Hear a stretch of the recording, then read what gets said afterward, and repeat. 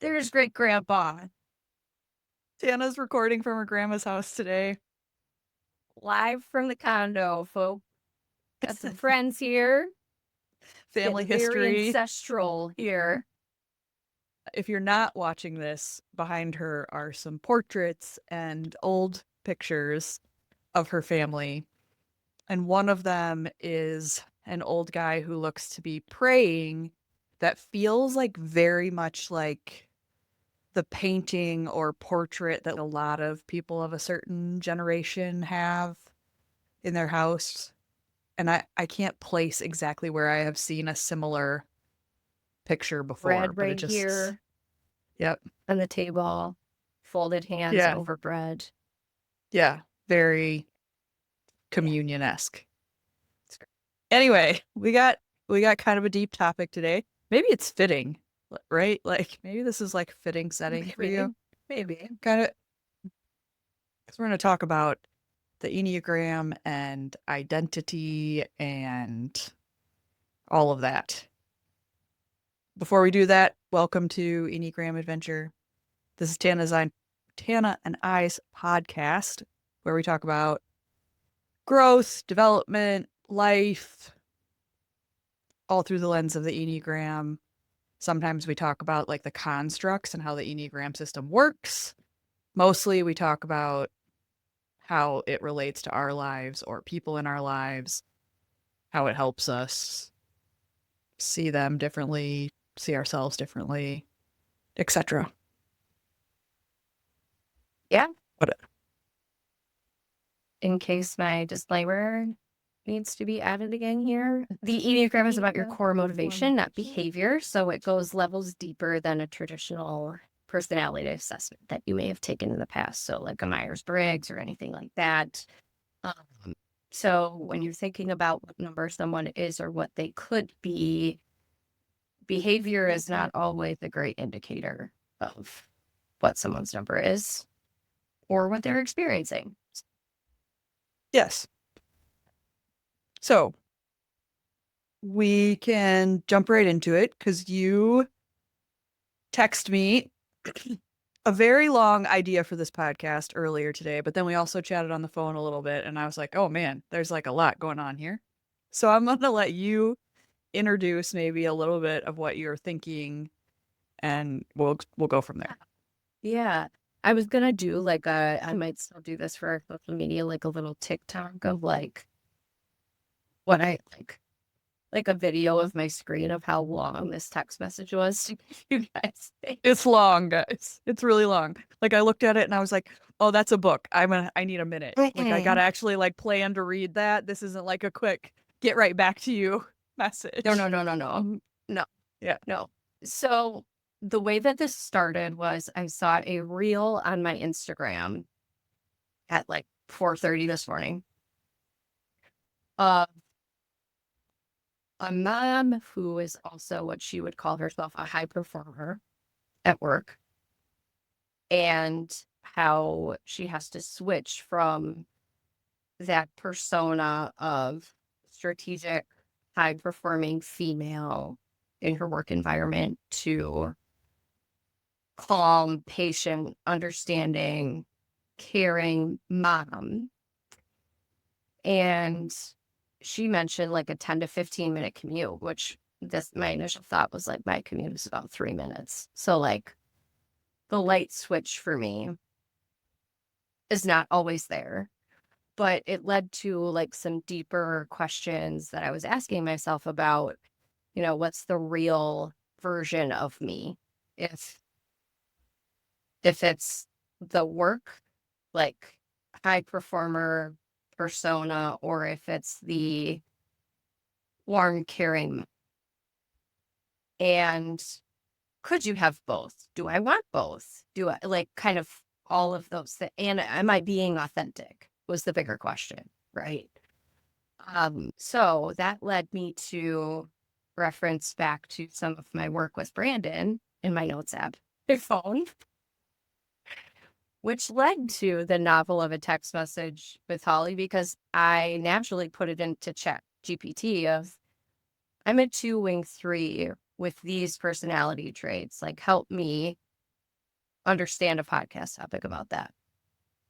Naturally, ChatGPT is like, yes, queen, do it.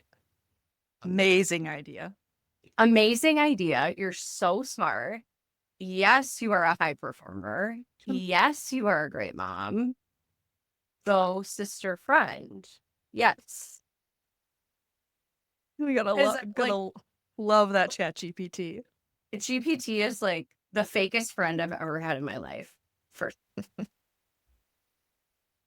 But ChatGPT does know what to say to me to be like, yes, I'm right. Obviously, I'm right. I'd be both. I am both. It's fine. It's probably not, guys. So it led me to kind of this like concept, which I think was valid within the ChatGPT breakdown of like the idealistic self, your true self, and kind of like what you're portraying, like what act you're portraying. Right. So that's where this conversation was born. And for those of you who are new here, I am a Enneagram 2, the considerate helper with a very strong 3-wing, which is the competitive achiever. So naturally, ChatGPT knew exactly how to play into this narrative for me. And told me Yes. everything I wanted to hear. Right? Yes. We're gonna take the not necessarily ChatGPT approach for the rest of this podcast, though. There may be things that are not awesome to like talk about or think about as part of this. Because when I first was reading it and it had like Yes, queen language. Yes. but it had the part about like your, let's see, performing self, relational self, and private self. Mhm. And a little bit, we've talked about it the last couple episodes, right? The childhood triangle, which also like fits in with that, right? It's to some extent, right? What did you have to do to get the love that you needed to be cared for, to make friends, right? I'm not going to unpack that all again. If you're really interested in childhood triangle, we go through it with Casey in the last episode, and we go through it in depth in the episode before that. So feel free to look those up. But it made me think about that a little bit. And I think like the goal, right, when you have this like performing self, this is like the high achiever part of you that probably leans really heavy into your 3-wing and is like maybe more worried about like being good enough, right? Yeah. So there's like that version of you and that narrative like running in the background, which is likely tied to something that you learned in childhood that got you rewarded, kept you safe, made you friends. But then there's like the relational self, which is very significant for 2s. Like 2s operate in a really relational world. And this morning I was working on just like pause for like social media plug right here. This morning I started a Pinterest for us because like obviously we want to continue to have a presence out there and drive people to want to watch and listen to our podcast. But so I was like messing around with Pinterest, and as I was doing that, I was like putting in our little about us narrative, and we have a little section of that talks about me, the 5, as like the analytical like side of this podcast, and you as the relational, as the 2, as the relational side of this podcast. So when I saw that in your note, I was like, well, yes, like the 2 has like is pushing like the way they see the world like through relationships. And so you also, that's again, you're like navigating the people around you of like, how do I make them love me? How do I get them to stick around? How do I provide value to these relationships? So there's that side, which may sometimes be in conflict with the performance side. And then there's the who you really are, the private self or the true self, right? When nobody needs anything from you, when you're not trying to prove yourself. I interpret like Now, it's taking a negative turn on the private self, and that when you're in the private self, you might be feeling resentful and like whatever. But I also think of that like outside of if that's happening to you emotionally, like when no one needs anything from you and when you don't need anything from anyone else, that's like the truest version, right? Am I thinking about that right? Yes, Yeah. yes. You're at least if I put myself in that place, it kind of leads with resentment. Okay. So it like, right. So you're reflecting and you then bring up the feeling of resentment in the reflection of like what you've done to perform, what you've done in relationships. Which I don't want to say is like your most authentic self, but that's like letting you feel like the negative feeling that you've buried through these other two versions of you. Yeah, or said a little bit more bluntly, I'm not brave enough to show anyone else.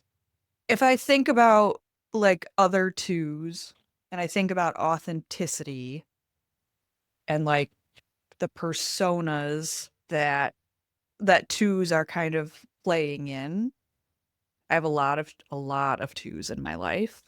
And there are some things that are very similar, but there is an element of the helper side that can feel performative. Or sometimes the Enneagram assessments will call it out as give to get. That's kind of the same. But when you think about like that version of you, like what shows up in the like perform like I gotta be a high performer, I gotta get all this shit done, I gotta like rise to X level in my career, I gotta keep my boss happy, my peers happy, my direct reports happy. I think what comes up for me most is all of the above through the lens of trying to control the environment. So, like homeostasis, right? Of like, okay, if I keep that person happy and if I keep that person happy, then I don't have anxiety in any of these worlds that I have about abandonment. It's abandonment, right? Yeah. So then I don't have anxiety about having tended to one of these areas of my life. Is it because you feel responsible for everybody's feelings? Is that what you're like? I just feel like I can fix everyone and everything. It's more like it's more of a desperation. Interesting. So this like high performing version of you is coming from a desire to like squash anxiety through helping other people solve their problems. Right. Because then if I'm a high performer, I feel safe. Part of it, if Brandon were here right now, part of it would have to do with the insecurity of I grew up with less than like some of the other people that I was associated with. So it sometimes is purely financial Sure. and like a way of living, right? That I have idealized for a very long time. Like I remember going to friends' houses as a kid and being like, if they had ice in their fridge, they're rich. Like if it comes out of the door, Yeah. They had a fancy fridge then. If it had water and yeah, ice in the yeah, door. Yeah. yeah, Mm-hmm. yeah. Yep. Um, Never had that. No. And we had the crack 'em yourself ice cube trays. I oh grew up in that. Yeah. yeah. And Yep. if you didn't fill the tray, Yeah. Don't put that sucker back empty. You'd be in real big trouble. yeah, you'd be in real deep, real deep. So some of it is purely financial because then I know I am not losing what that's that kind of three energy of like, I've idealized that and therefore I'm going to go get it. And Yeah. I've arrived at a certain point where I feel comfortable with that. But there's forever that chance that you lose it. Yeah. So from a professional standpoint, it's that. Yeah. Yeah, that feels very the wing 3, and also the like I can relate to a lot of that, right? Like it was about when you grow up with very little, there can be this like chasing of the lifestyle or the whatever that you didn't get to have. And I definitely I like nice things, right? That like all growing up we only shopped at like secondhand stores or like Goodwill or a thrift shop or whatever. And so like now I like won't. I'm like not interested. I have no desire to like go thrifting or whatever. If Yeah. I'm gonna buy it, I'm just gonna buy it new. And Yeah. there's issues with that, right? But it is does all tie back, just like you're talking about, to like this childhood thing. When I do buy something though, I'm like ridiculous and research it for 1,000 years and make sure it's just the right thing. And that's like 5 versus the 3 coming through. But okay, so that's like the performative self. And it's like managing to the image, managing to the money so that you can feel like secure. But then let's like talk a little bit more about like the relational side and like managing other people's feelings. Before we go there, I would also say one thing about the three wing that comes through is, and this is like so cringy to say out loud, but so much of the attention and affection I got was, it's not like I was like this like beauty queen, but like something my family always referenced was my looks. It's a little bit vanity where I will get attention or affection if I look a certain way. So it's partially very cringy to say out loud. I need to say that, but like there were always a ton of comments. Like I have olive skin. Like it was always, oh, she's so tan, she's so pretty, she's so this, that, the other thing. And if we think about soul child and all those things that we talked about before and many episodes ago, uh, I acted like a tomboy as a kid, I think, to kind of fight that a little bit, to be like, oh, am I still going to get attention? So it was a little bit that. I just as a side note for people, if they have not listened to any episodes where we've referenced Soul Child, the Soul Child or 2 is actually Enneagram 4. So that's kind of the reference of like, and that there's like a desire for uniqueness and to be different in the motivation of the 4. Well, I think, yeah, that performative side, the needing to look a certain way, the vanity, all like screams of that like wing 3. And we talk about this from time to time on here, but the way that you were raised and how your family talked about you like has more impact than a lot of people I think give it credit. So while it wasn't necessarily the same in my house, people talked about my freckles when I was a kid, right? I'm not olive skinned, but they talked about my freckles or how big my eyes were. That's what I heard about, right? Really? So, yes, just such big eyes. I'm like, oh, okay. Thank you. Yeah. So, I mean, I didn't attach to it the same way, obviously, different motivation and whatever. But I do remember in my mom, her talking about like weight all of the time, whatever, and so it was more about that side of it, I think. And it wasn't ever talked about like from a we're doing this to be healthy perspective. It was very much in the we're doing this based on how we look perspective that she talked about, but she was always doing something. The South Beach diet or the Mediterranean diet or the whatever the thing was at the time. Yeah. I remember like very similar with my parents too. Like it was always what's the next thing, right? I also think that was like very 80s, 90s culture. It Yeah. is still It was, today. it still is today. Now it's just all, GLP-1s versus Yes. whatever. There was the Atkins diet for a while, and there was the, carnivore thing, and then the Advocare, like and the what shakes, yeah. Shake Shakeology, like yeah.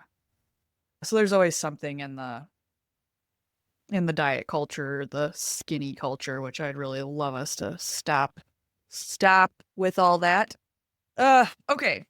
So that's like quite a bit of the wing 3 part of it. But the 2 part of it, again, like very relational. I watch twos and I think about twos and the way that they manage relationships. And sometimes it's the way that they're managing relationships is often the way that they're doing that, people often interpret them then as inauthentic, right? That's and that also can be the performative side, right, of the give to get relational part. But like, talk about how that shows up for you. yeah. So the give to get stuff, I experience it. It's a little bit like out of mind way of thinking, and it usually happens when I'm interacting with my kids because those are the relationships, right? Regardless of how much I give, they're 7 and 4. Like they're not always going to give me what I want, right? So when it's not like I had kids so they could love me, I had kids so I could love them. And I think about it a lot when it's it's that at home stuff where I just did it this last week in my head. I've talked about this on the podcast before where Landon does many things. Getting up in the morning, I'm good at one of them. Like that's not a thing that he's good at. So I end up, if it's a morning where I'm working out before work, I will work out, get myself ready, get both kids' backpacks ready, get them fed. Sometimes get them changed if that's the one thing that he'll do when he comes down. And then he drops them off. One of them rides the bus, so he walks out of the bus stop. And I will like have that on loop of look at all the things that I did. Like look at like before you ever hit your feet on the floor, like think of all the things that I did. So it's less about the kids and it's more about that mental load of I want you to help me, but I don't want to have to ask you to help me. And so it's that give to get from the standpoint of I want him to say, thank you so much for getting this stuff ready to go every morning and after you did a workout for yourself. And thank you for working out in the morning so it doesn't impact anyone else's schedule. So it shows up like that. I would say that at work, it still feels like a fix that I get, and it's part of my role, right? I work with people all day and I work on people problems all day. It's that drive to fix, like the things that land on my desk. I've gotten very good at what's mine and what's not mine. But if I think that I can make it better, definitely going to try. And you've seen it happen to me where it doesn't work out that way. And I get so pissed. I get so impatient because I think about, oh my God, I spent all this time working through X, Y, and Z. We're still there. We're back there. Yeah, because not everybody's like moving on your timeline or interpreting your fix the same way. Right. In my mind, my fix is in a glass box that's there sitting in front of us and we're having a conversation with it. In this case, though, this is still not what you consider like true self. Neither the performer nor this like helper who just is like going to fix it for everyone else. Neither of those are true self. My So, true self feels like Man, has anyone considered me and the fact that I want to work out before the hour or after the hour of 6 a.m.? And I would tell you that I am at my truest self after I have had a super intense workout. It's a full body shower day. I get a shower all to myself. I am so chill after that. And it's because I'm serving myself. But I have abandoned myself in all of those other options. And it feels sometimes when I'm in that abandonment cycle, like it's autopilot is the scary thing. Well, it is, right? The good news is like you're in the pattern enough to recognize it and even to be like, yeah, this is just what I automatically do. And that pattern is so hard to like get out of. Brandon and I have talked about it multiple times and like the ideas around healing and what happens, and there is a point where like you finally do break the pattern, but then you feel like you should still do it because it's so ingrained, because it's so automatic that like you don't do the thing, but then you're like, normally I would do a thing and I'm not doing the thing. I think I should do the thing. Oh, it's the itch you can't scratch. Yeah. And eventually like that goes away too, but like it takes some time. Like, but first you have to even see it before you can even get to the point of like not doing it anymore. I mean, I think that's like positive in this journey, right? Is like you see it, you understand it. The next step is going to be finding the ways to like not do it, which aren't, it's not easy. Like, that's not easy because then there'll be times where you do it and then you're like, God damn it. Like, I did the thing and I didn't want to do the thing. And yeah, it came up in a converse, like, yeah, it came up for me, not necessarily from the two side of it, but like the, when you're bonding with someone and then suddenly you kind of get sucked into like the less positive part of a conversation or whatever, and you end up talking about something in a way that you don't intend, like you're like the highest version of you wouldn't talk about it like that, but like in this moment you're talking about it and then afterwards you're like, shit, I didn't want to show up that way, right? Like, yeah, so like I think that's just part of it, and just like every time, like just the commitment to like, okay, I'm gonna try to be better, I'm gonna recognize it, I'm gonna whatever. It happened for me in the situation I was telling you about earlier, where I'm helping out my grandma today, right? And the resentment that I had for my mom for not being here, right? It's like, this is your mom. Like, why don't I have no issue, right? But it's the judgment of, shouldn't you do the thing that I think you should do? Right. And then for a split second this morning, I caught myself thinking, she probably feels guilty, so I feel bad. Which there's like a couple of things there. One, you have no way of knowing whether or not she feels guilty.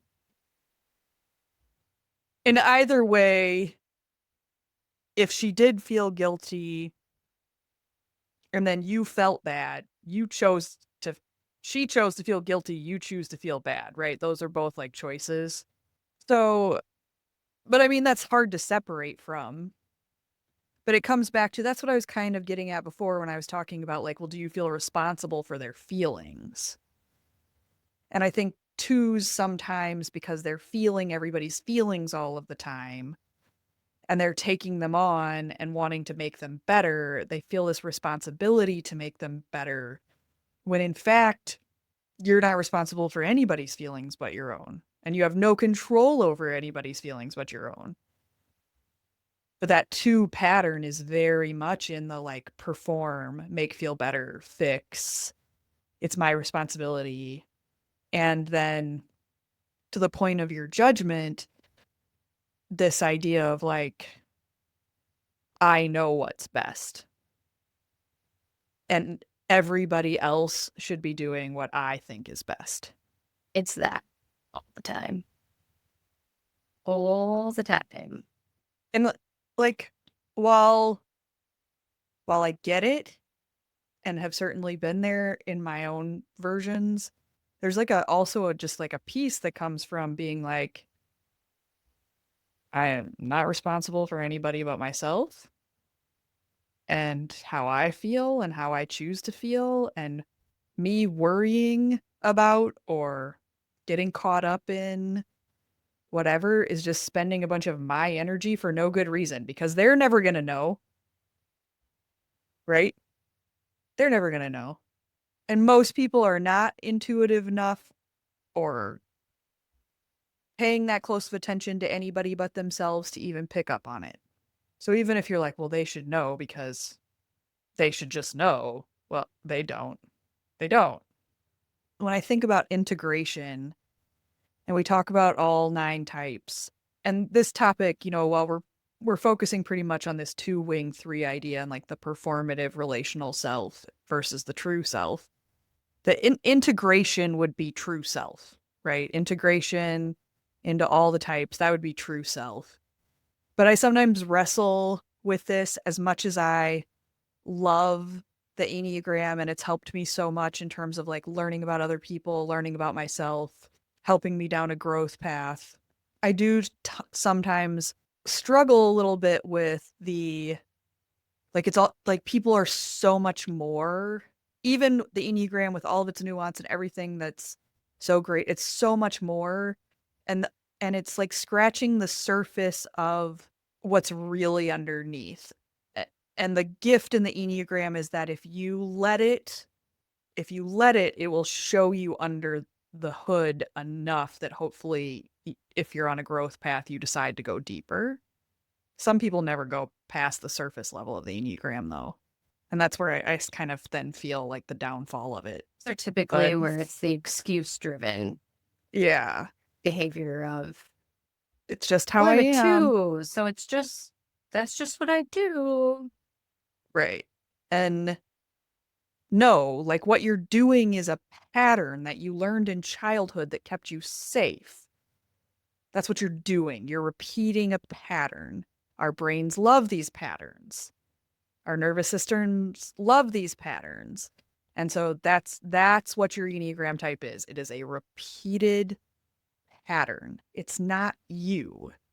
And so that's a little bit too, right? Of like when like if you really like dig under there and like when you and I were talking about this on the phone earlier, we're like, this starts to be like an identity death or an ego death that has to come along with this. It's like the letting go of the things that you believe have made you you that aren't actually you. So I say all of that like you're going to give me an answer about like what's not really you, but that's kind of where I'm going.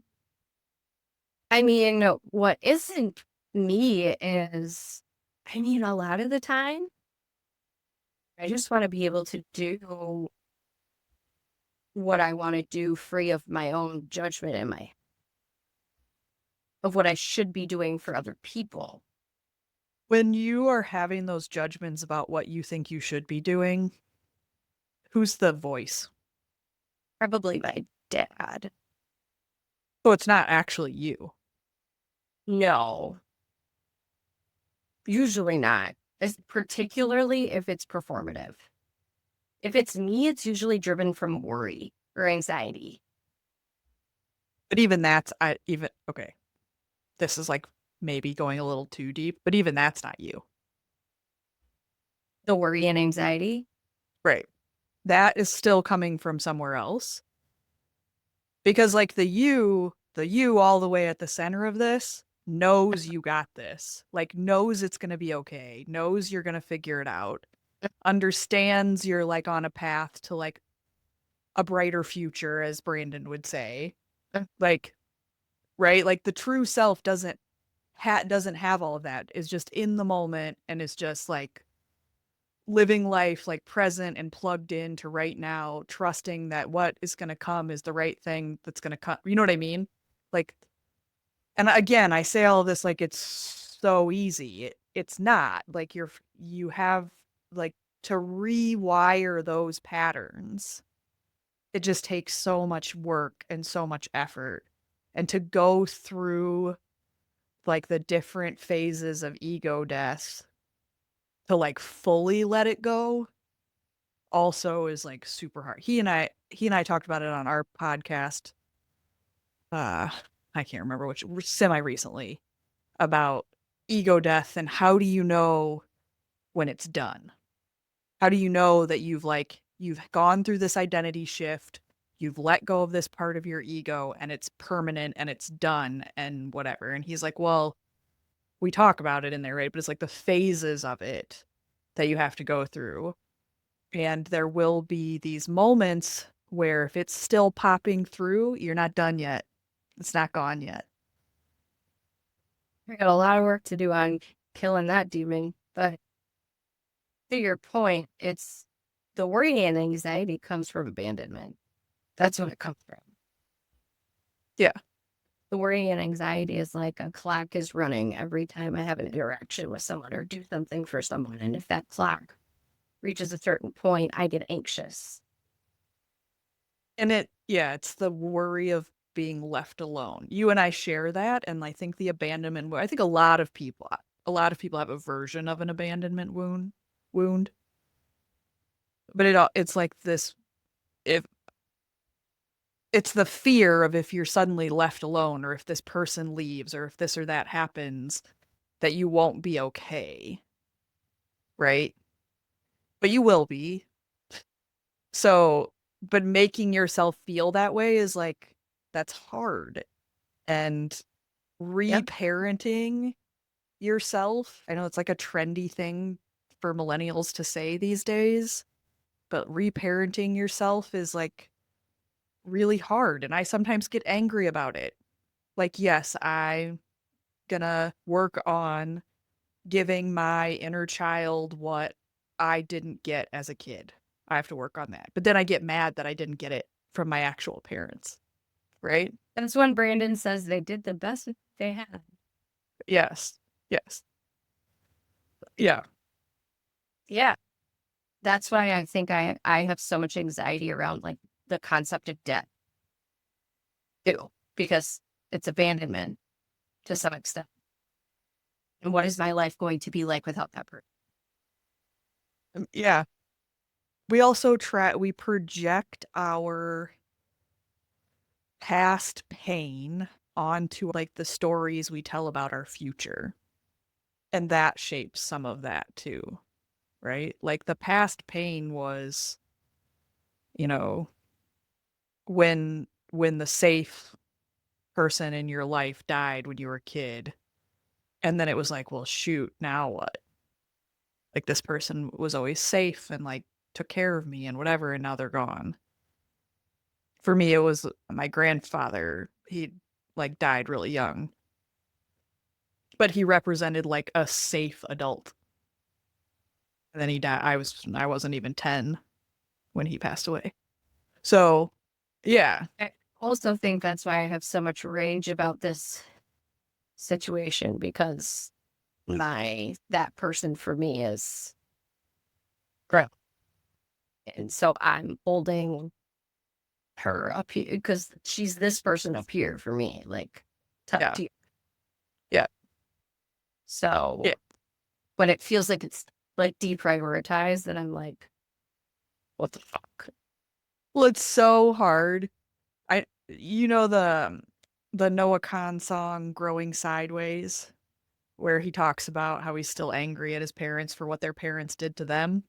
Yeah. Like when you were initially expressing your frustration over the situation with your grandmother, which is valid.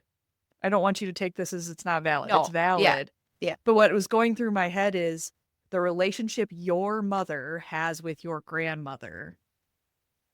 There's like a whole different set of wounds and a whole different set of whatever, where maybe your mother's resentful because her mother was the safe person for her children, but maybe in some ways was not safe for her. And so she's a Which is little bit probably like, true.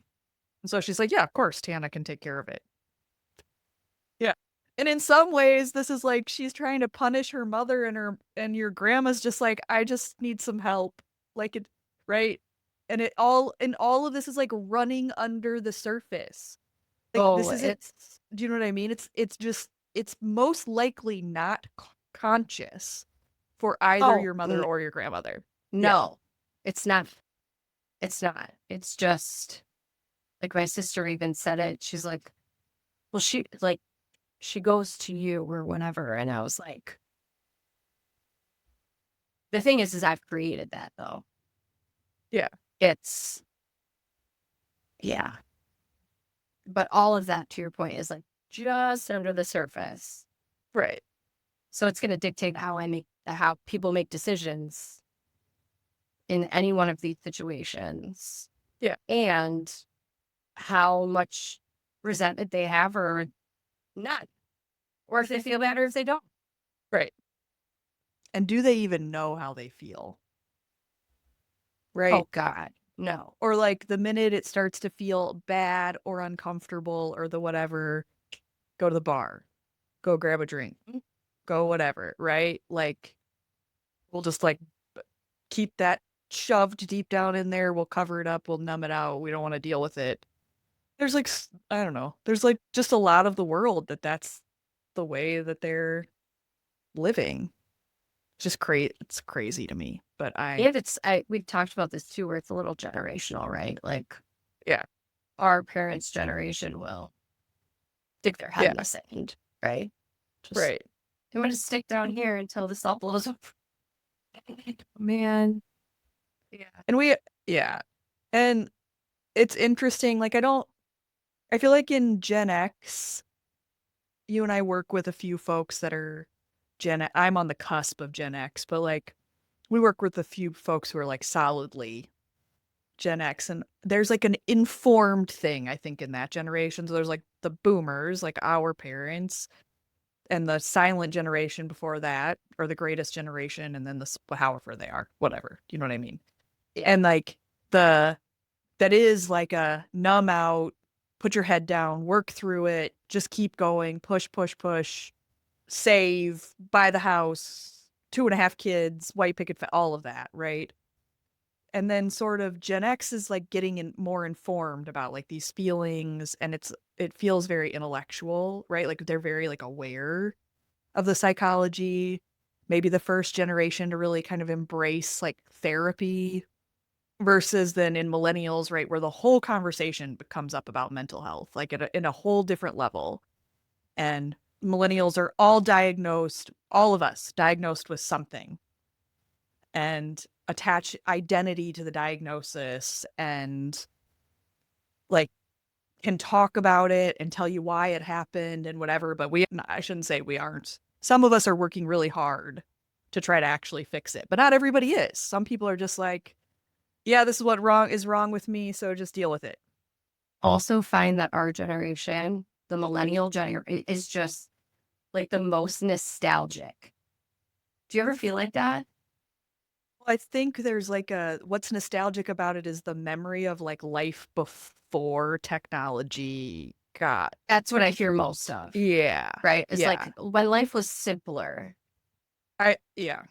This is a bit of a rabbit hole but I was talking with you and I know yesterday, and he was talking about asking his dad, like, what was it like before computers? Right? Because our parents' generation would have been the generation where the like PC, having a computer in your house was like a novel, like crazy thing. The dawn of the internet and the blah blah blah. And we were talking about that, and I was like, my stepdad was so freaked out by all of that. We weren't allowed to have a computer in the house. Like there was no computer in the house. We couldn't have the internet. He didn't want anything hooked to the internet. And so it wasn't until college. Like we had the internet at school, I had the internet at college, but it wasn't until college that I could have a computer, that I could use the internet. Right? So in those early like late 90s kind of dawn of the internet like time, like it was not allowed in the house. He was like staunchly against it. Crazy. So we were talking about that anyway, because now here we are at this like AI thing, and like our generation is experiencing this huge jump forward with AI, and like it will be your kids, it will be his kids that'll come and be like, "Mom, what was it like before Without AI? AI. How did you get anything done?" Everything took double the amount of time, I will tell you that. Yeah. More than double. More than double. Yeah. Yeah. Oh my gosh. Anyway. Yeah. So I think kind of to wrap kind of this relational, kind of idealized and real self kind of content around 2 wing 3. Man, I need a session with Brandon next week. I do know that to get a bit more in alignment, but I think it is something I would ask anybody who's listening, right? Regardless of if you know your number, if you don't, if you do and you know which wing you are or which way you tend to wing, I would just ask yourself about those 3 versions of yourself and really spend time trying to remember that true version and going a few levels deeper if you can to think about how you get towards that might be, will be likely not fun, but worth it. So it's something that is definitely on my mind these days. I think this was good. I think a good follow-up we should do sometime is maybe like I don't think we've done this before. But if we have, you can blame my concussion and tell me, like, no, we've done that. But like the shadow, I think it would be interesting to talk about like the shadow side in each type, in each pattern. And, maybe that's like one of those kind of first, like, peel back another layer of awareness kind of thing. Yeah. Yeah. All right. Well, we've made it through this episode from Grandma's house. With great grandpa behind me. R.I.P. Yep. Yep. And And great grandma. if you are listening to this on Spotify or Apple and you can't see that, you can head over onto YouTube. Maybe I'll get like very ambitious and get the video for this one on Spotify. We'll see. Live from grandma's. It's like, what's this? It's giving horror movie. It is. Oh man. Is it one of those girls from The Shining if she were getting married? She does. Her eyes look like she's had several cocktails. They're like half open. You have blinky eyes? Oh, sure does. Yeah. Okay, anyway, we're going to close this one out on that note of the creepy doll. I'm super sorry if you can't see it. Or maybe not. Maybe you're better off that you can't see it. Maybe you're better off. I don't know. Maybe I think she was talking, but that's just me. Maybe you heard her. I don't know. Okay, maybe it was her, the ghost at Tannah's grandma's house. Okay. Anyway, this is good. Bye.